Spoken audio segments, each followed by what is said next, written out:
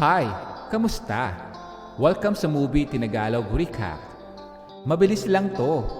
Kaya, relax ka lang at enjoy. Oh, huwag kalimutan mag-like, share, at subscribe. God bless! Salamat! Halika at panoorin natin ang buod ng pelikulang Pamasahe na pinagbidahan ni Azzy Acosta at pinalabas noong 2022. 5 taon si Lyneth nang maulila sa mga magulang.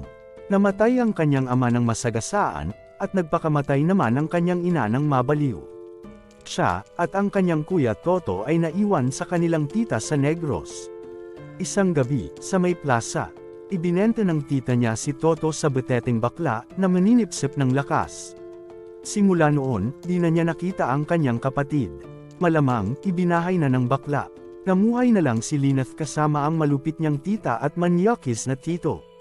Namasukan si Lyneth sa Quezon City at kumuha ng vocational course sa pagmamasahe.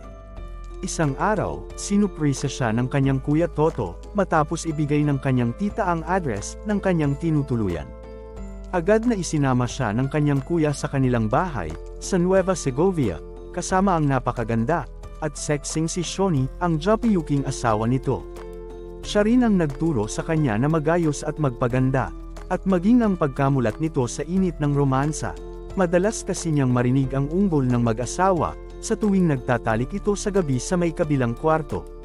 Isang gabi, dahan-dahan niyang sinilip ang ginagawa ng mag-asawa. Doon siya nakaramdam ng pagkalibog at init ng katawan. Sarap na sarap siya sa pagpapantasya, habang sinasabayan ang halinghingan ng mag-asawa, at kaluskos ng kama sa kabilang kwarto.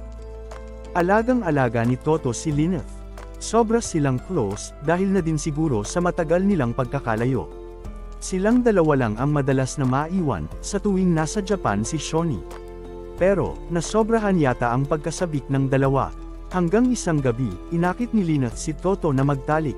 Palibas ay sabik sa asawa si Toto, nakalimutan niyang kadugo niya ang kasiping sa kama. Naging madalas ang pagtatalik ng magkapatid, at para na nga din silang mag-asawa kung magturingan. Hanggang sa magbunga ang kasalanan na kanilang ginawa. Nabuntis si Lyneth ng kanyang kuya Toto.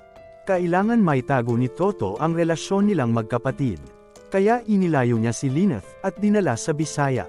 Sa ikalawang pagkakataon, muling nagkalayo ang magkapatid. Doon na malagi si Lyneth mag-isa at puno ng kalungkutan.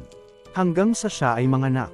Ngunit, wala ang kanyang kuya Toto sa tabi, at di na muli pang nagpakita. Sinalanta ng malakas na bagyo ang lugar ni Lyneth sa Bisaya.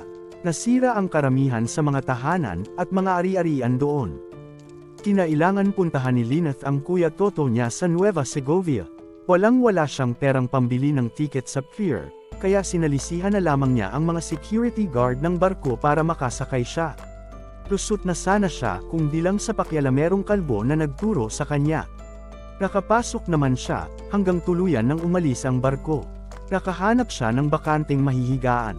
Maya-maya pa, ay nakita siya ng mga security guard at hinanapan siya ng tiket. Wala siyang maipakitang tiket, at nagsimula ang panibago niyang kalbaryo.